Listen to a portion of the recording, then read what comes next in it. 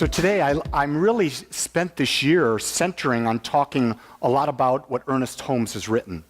And if you recall, I basically started with the science of mind, and I went to the back to the basics with the science of mind, and then I went into living the science of mind, and now I'm in, this is really like my favorite book of Ernest Holmes called A New Design for Living. I think it's the most practical, I think it's the most down to earth, I think it's the most easily understood book that Ernest wrote. Keeping in mind that Ernest, when you wrote this stuff, was 1919 to 1950, and they spoke differently than we speak today. And so they considered him to be a great orator. I've listened to Ernest talk. Brilliant, but not the most peppy dude. But apparently he was peppy enough because he attracted the brightest people in Hollywood, the brightest people, and built a whole organization, movement, because it wasn't the way he said it, it was the idea. The idea was unique. It was a time when the idea was ready to be surfaced. It was a time when people were ready to hear it differently than the traditional religions were presenting. And I think that's really the critical thing, is that what we teach at Agape is not new. It's just being said with all the dogma that's written about all this stuff around it. And that's something I'm not about. If you listen to me at all, I don't have a lot of flowery words. I don't tell a lot of flowery stories. I just say this is what it is. I like direct. And that's one of the things I like about Ernest. It was very direct. So as we talk about this today, it's about creating an atmosphere of change. You cannot start a new life without creating a whole atmosphere of change. The atmosphere that you create has to be where first? Around you. Let's just understand that. Nothing in your life is going to change unless you change the atmosphere around you. People come to me and say, Reverend Lee, I'm in this situation.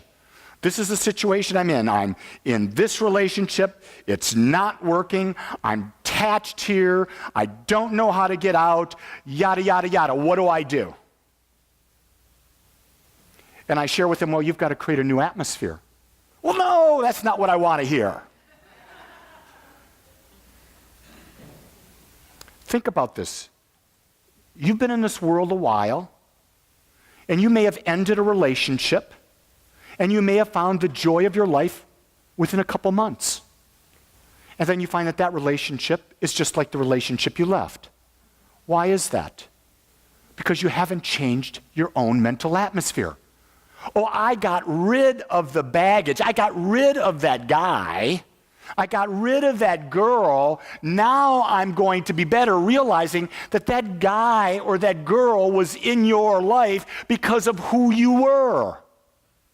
They couldn't be with you if you weren't that person. Do you get that? So in religious science, a lot of times people beat themselves up. Oh my God, I was that man or I was that woman, and I attracted that. That's okay. Why is it okay? Because the only way we learn is through experience. Do you get that? You cannot learn without having experience. Experience is where the learning comes. Now, here's a key thing. If you keep having the same bad experience over, you might want to believe that you're a slow learner. Do you get that? You really shouldn't have to have the experience more than once. So if something bad has happened, some of you are looking at me, oh God, I am really slow. I saw those looks. It's okay. You just came into this planet a slow learner. And here's the thing. You can change it right now. You can change going from being a slow learner right now to being a fast learner right now. That's what we're going to talk about now. How do we create an atmosphere of change? Because if we can embody the idea of how do we create an atmosphere of change, now we can begin the process.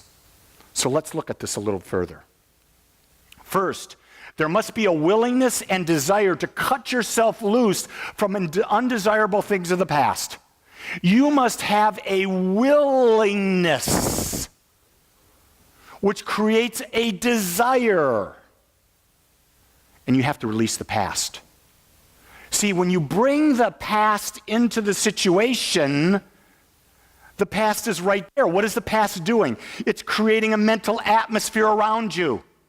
So when the past is brought into the situation, it creates a mental atmosphere around you. You are still the same person that was living in the past. Therefore, your atmosphere hasn't changed, so the experience is going to be exactly the same. Ooh, this is really good. This is really good. You have to create an atmosphere of not wanting to be in control. This is really important because so many times we want to control situations, and the only thing that we can control is our perception of the situation. We cannot control all the other people that may be involved in that situation. Are you hearing that? Because there's a lot of times, what is the old generalization? A man goes into a marriage. I married Jean. I liked her when I met her. She had long brown hair and she'd wear it in a ponytail. I did not want her to change. Within 6 months of marriage, she cut the damn hair. And she's had short hair ever since. I go back, I said, wait a second, when we married, I married this woman who had long hair. If I hung on to that, I would have left her and found another woman with long hair. So you have to be open to the possibility of change. Now, that's a man in general. Now, a man does not want the woman to change. He wants the woman he fell in love with. On the other end of the spectrum, there's a lot of women in the world who say, I'm going to get that man or that partner, and guess what? Because he loves me, and because he's married to me, he'll change for me. Whoa. Houston, we got a problem here. Because that's not going to happen. Because here's the thing that I've come to understand. The more I interact with women, I understand women are deep thinkers. They don't stop thinking. They're processing. Their minds go like this. And guys are over here. There's not a thought going on. Not a thought. Wait a second. I feel a little hungry. That's a thought. I think I need to belch or let gas out. That's a thought. The woman's there having deep conversations, and the man just wants to release some gas. And you see, when you don't understand the perspective from which people are coming from, that causes conflict. Because a man will look at a woman when she's upset and says, maybe you just need to release some gas. And the woman, on the other hand, is, we need to have a serious talk. There's a balance there. And I think that's really the critical thing that I'm getting to, is that there's a balance in between the masculine and the feminine. I think what's happened in society is that men have to learn that they have a feminine side and embrace those aspects, and women have to understand that they have a masculine side and embrace those aspects, and you bring those aspects into balance, and when you've got them in balance, it's really easy to have a conversation with other people. Why? Because you're in balance. Do you get that? That's the easiest conversation. But if you're coming from a female perspective, and when I say a female perspective, I'm talking heart-centered. When I'm saying a male perspective, I'm talking intellectual. When one is at an intellectual level and one is at a heart center, you come together, there's conflict. You're coming from different vibrations, different perspectives. So before you can enter into a conversation with one, you have to consciously, first off, bring yourself into balance before the possibility of a balanced situation can occur. But you also then have to be aware, is the person I'm speaking to, are they centered into one side or the other? And say, how can I find a way to get them more balanced before I have this conversation? That's when you can have effective communication. And you can't have effective communication until that balance exists in both people. Second, you will need to develop an eagerness to encounter new ideas. If you are in a relationship right now, are you settled into it's this way because we've done it this way over and over and over? That happens all the time. We get comfortable. But to keep a relationship going, to keep it juiced, you got to have new ideas. Because what is the purpose of a relationship? A purpose of a relationship is to support and grow each other.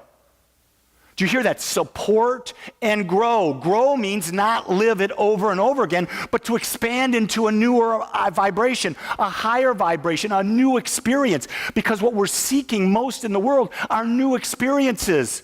We're not seeking new thoughts, we're seeking new experiences. Because when we die, the thing that will go through our minds is, what did I experience in this life? And did I experience as much as I could? Oh my God.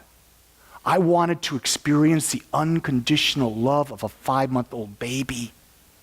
That was so important that I understood. I wanted that eagerness that I was willing to sacrifice my ego. And what is ego? Ego is about controlling something and letting go and allowing myself to be in a situation. I got the experience beyond anything I can imagine. Secondly, when you have new ideas, you have to evaluate those ideas. How do you evaluate an idea? Is this serving my highest vision of myself? So before you do anything, you've got to evaluate what it is you want to let into your mind, what it is you want to create in your life, and you've got to ask the question, is it lifting me to be the best me based on what I choose for myself, not what my mom and dad, not what schools, not what business, not what politics, not what anyone else says. But how stuck are we in the way of our parents? If you go around the world today and you go to India, most people there are Hindu. Why are they Hindu? They were born Hindu.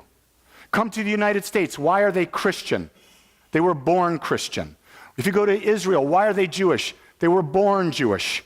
If you go to Tibet, why are they Buddhist? They were born Buddhist. If you go to the Middle East, why are they Muslim? They were born. They didn't choose. Do you get that?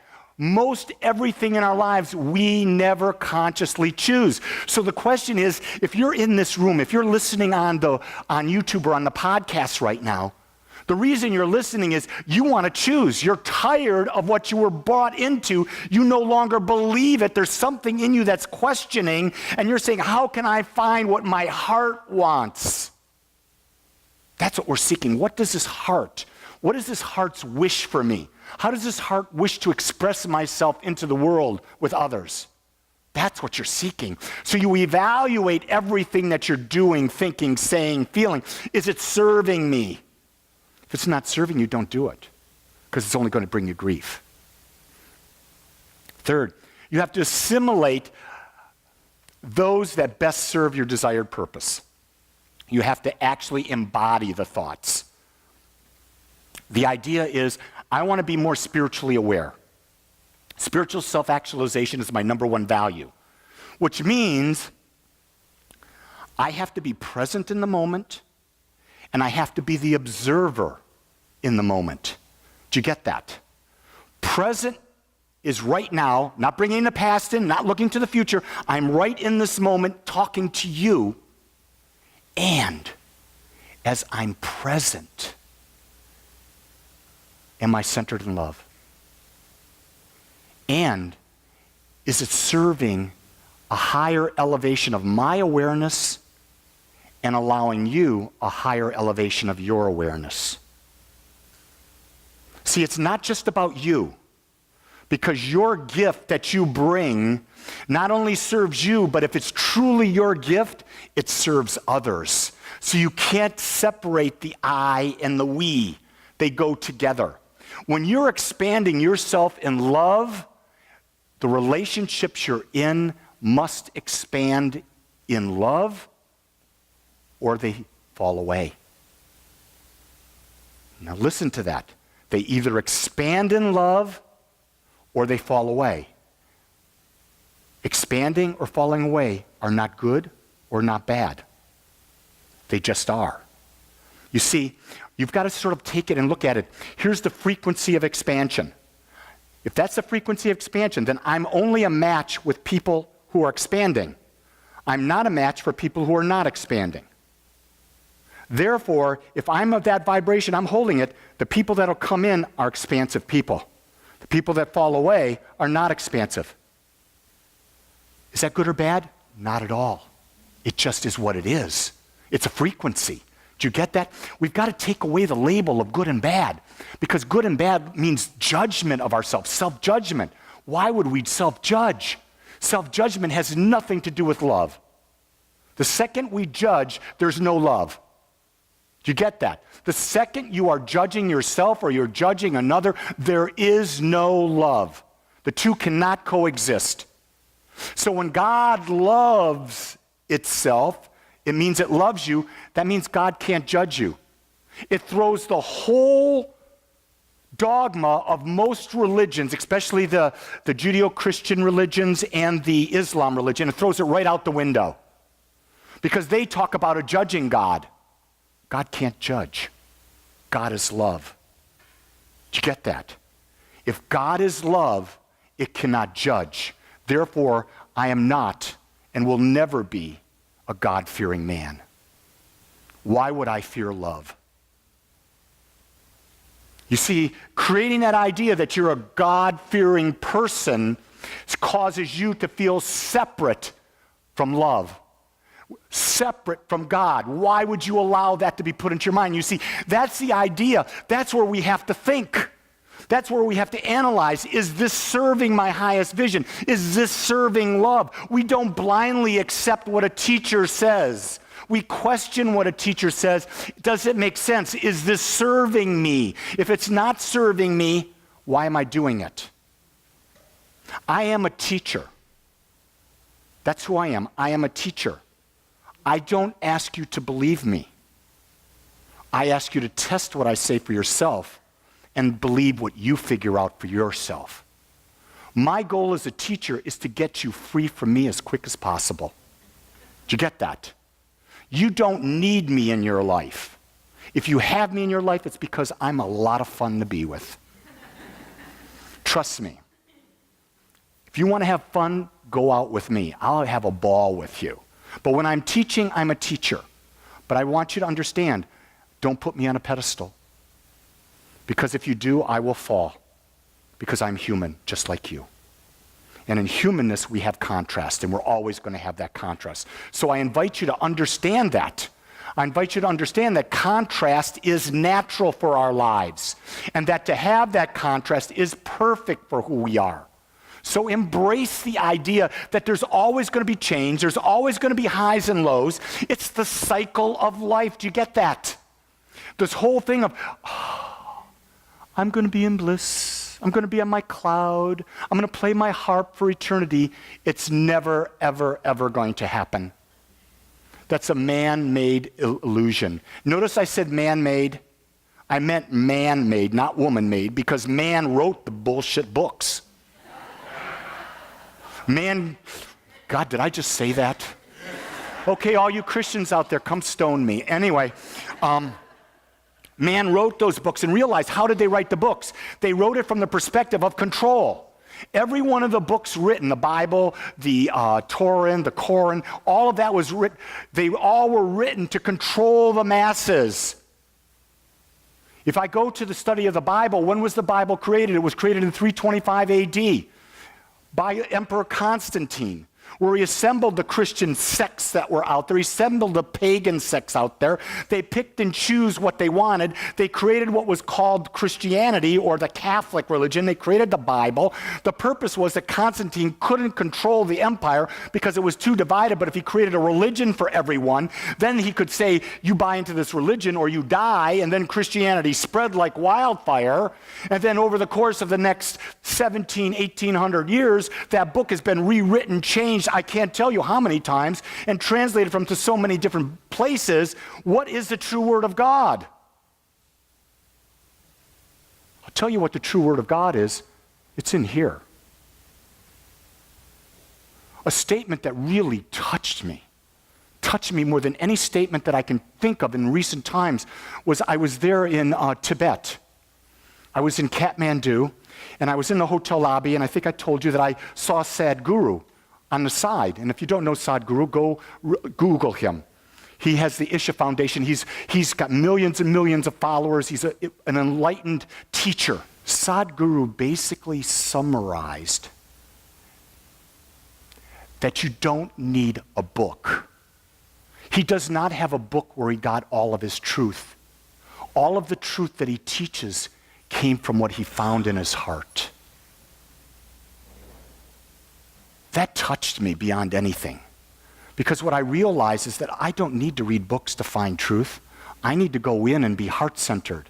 I share that with you because I know that when you're in this type of movement, we're always seeking new books, we're seeking new ideas, Have you thought of maybe saying, I'm questioning this right now. Why don't I just close my eyes and ask that question? And then let the answer come from within you.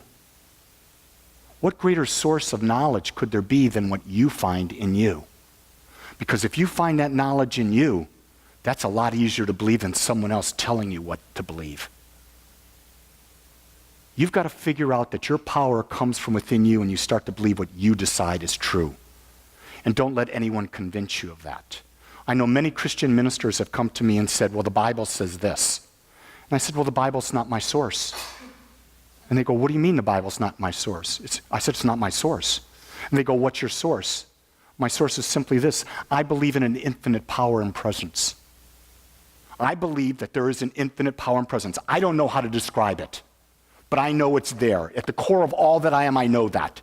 So if I believe that there's an infinite power and presence, then I fully understand that I must be an expression of it, because if it is infinite, the only thing I could be created out of is it. And if it is infinite, then its mind must be my mind, because there's no other mind but its mind. And so my mind is an expression of it. And even though I'm not all of it is available to me.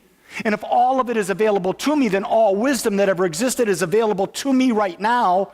And if it's available to me, then the creative power that created everything that exists is available to me. And if I use that wisdom to create, I create the life of my dreams. That's my source. When I got to understand that, there was something in me that said, that's enough. I don't need anything more. I don't need any outside affirmation, because I'm using this power every day to create. I used the power to believe, a power of belief, when my granddaughter had her case come up in front of the judge 3 or 4 weeks ago, where the judge had the ability to grant the biological father custody rights. And I knew, based on all the information, I won't go into the information on it, that the best thing for Claire was to be adopted and in this family. And I prayed like a crazy person. Not a crazy person, a very deliberate person. And when the demonstration of the prayer happened, and I found out that the judge ruled in the favor of the baby, how I saw it, I just wept. I wasn't sad. I wasn't joyful. I was grateful. Because I got to see prayer demonstrated.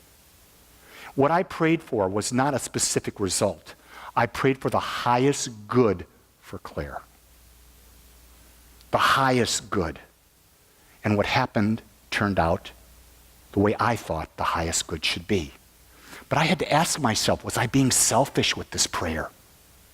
I had to really ask myself. And when I went inside and said, no, that's not selfish. You're asking for a child to have the greatest opportunity to express itself. And what is in the best interest of that child? See, you got to realize that child is an individual. That child is coming here to experience what's in the best interest of the child, not what's in the best interest of me. Did you get that? So when you're praying for someone else, you're not praying that they get a specific result. You're praying for what is in the best interest of their experience to unfold and uncover their highest expression of life and love. And when you see it and you know it, you can't help but cry tears of gratitude. It's just natural. So what is truly a worthwhile purpose? I think that's really critical to understand. Whatever has the greatest bearing on constructive self-expression and helpfulness to others. You cannot separate the two. You cannot separate self-expression and serving others. They go hand in hand. When you discover your true purpose, it lifts your heart. It's joyful. It must help others. I see myself as a teacher of self-love through conscious living. It serves me, it lifts me, but it also lifts others. I had a phone call the other day from an individual that I met 11 years ago. And we had a conversation at a silent meditation retreat. We had a conversation. Isn't that interesting? This individual came to me when I was eating, and everyone had left and sat down, and I didn't know this individual. Never met this individual before, and we had this conversation. And it was about relationships. And this individual expressed what their view of relationship was, and I had a very different view. And I invited this individual to examine what I'm saying, because they were looking at a life of complete celibacy while being married. And to me, that doesn't work. It's not a work. Did you ever hear the old joke about how the head of this Buddhist monastery was there? And he's there, and someone said, you've got all these translations of all these books. Why don't you go to the original book? And so he went and he pulled in from the archives, he pulled out the original book. And he found out that they left out an R.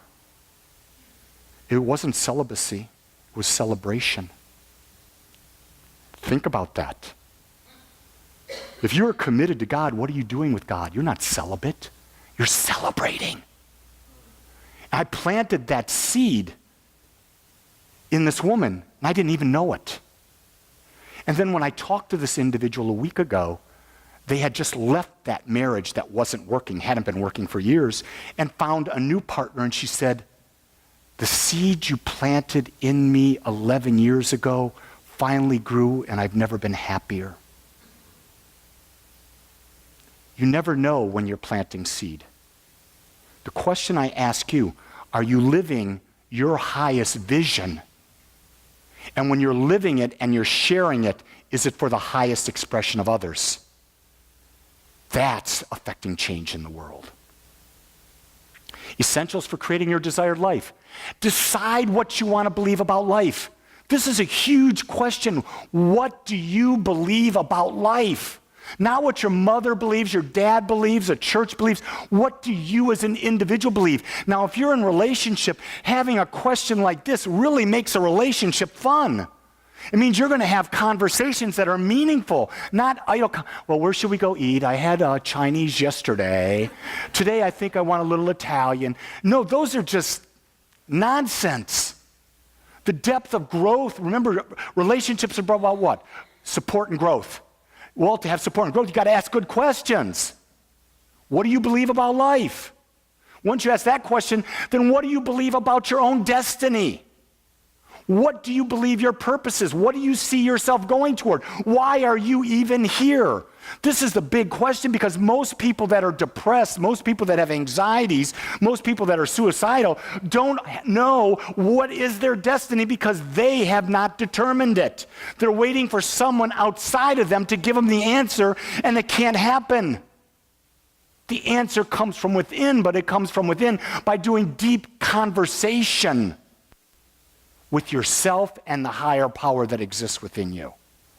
Then once you answer that question, you got to decide, what is your relationship going to be with others?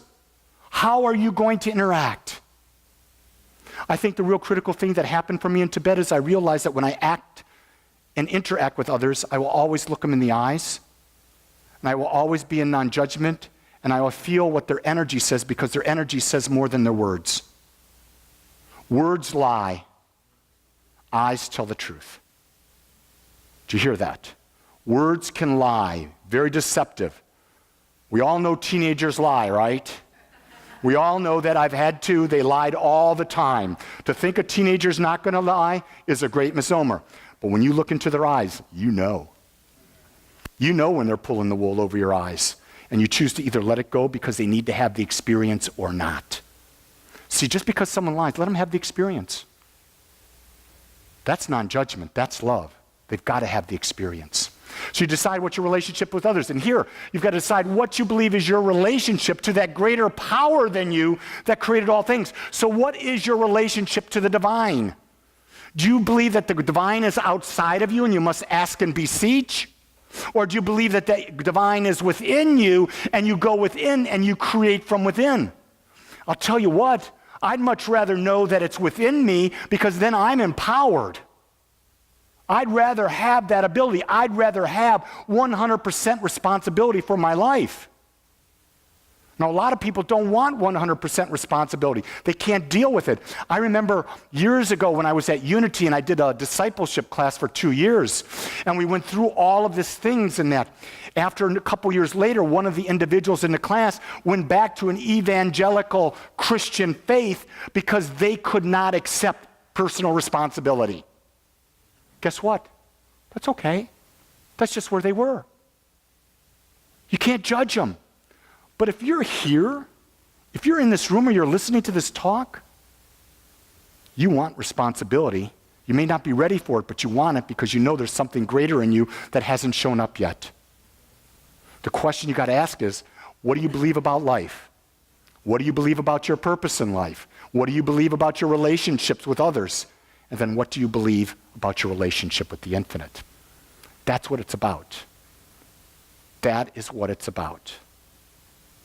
So when I was with my granddaughter, I believed that who I am to be in her life is the example of male unconditional love. I also believe that I am there to hold the space that she can become anything that she wants, and she has my 100% support. And so when I was with her, that was the energy. I surrounded her with a bubble, an energy bubble, said, this is what you are, and then I constantly verbally told her, this is who you are. The question is, can you do that for yourself? Can you surround yourself in a bubble of light where you're safe? And then can you create the image of the perfect you as only you can see? That's your work. When you do that work, the gains you will get will be that you'll get to discover who you truly are and what your purpose is and how to live your perfect life. Let's pray. I want to thank you for joining us today. I'm so grateful that you took your time to watch or listen to this message. If you found this message beneficial, I would ask that you go to our website, agapecsl.com. Once there, click on the donate button and experience the joy of conscious and purposeful giving. Or if you would like, text your gift by simply dialing 972-532-6976. It is through your gifts that we are able to bring this message to you in the world. I would ask that if you like this message, to please subscribe to my YouTube channel under my name, Lee Wolak.